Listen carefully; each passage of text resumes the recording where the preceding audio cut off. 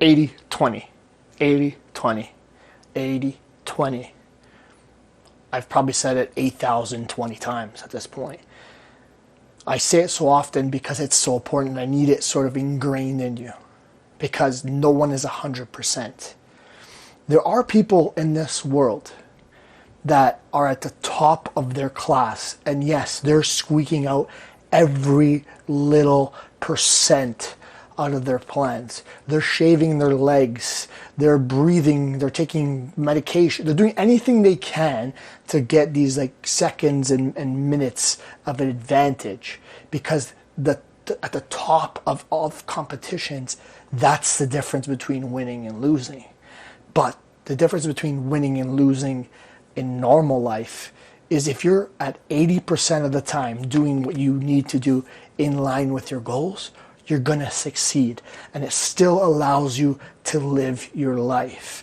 You're not saying no to every social event. You're not saying no to your friends and your family. You're not gonna be ostracized because you're the only one that eats that way. You're gonna be able to live your life and still succeed.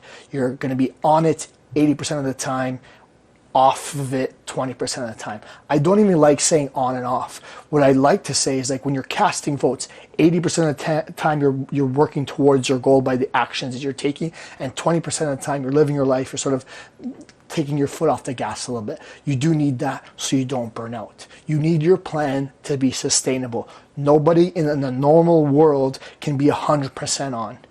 It's not your full-time job to work out. It's not your full-time job to look like a fitness figure. It's not your full-time job to run marathons.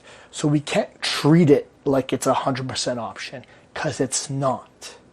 You need to be 80-20. You need to be sustainable. And if what you're doing right now does not feel like 80-20, then there might be a problem. I say might because there's probably stretches of time where you're able to go a little bit more. Let's say it's the last week before your vacation or a photo shoot for your event or something. Maybe you're pushing a little bit more. Maybe you're closer to 100% because you have that pressure to be ready.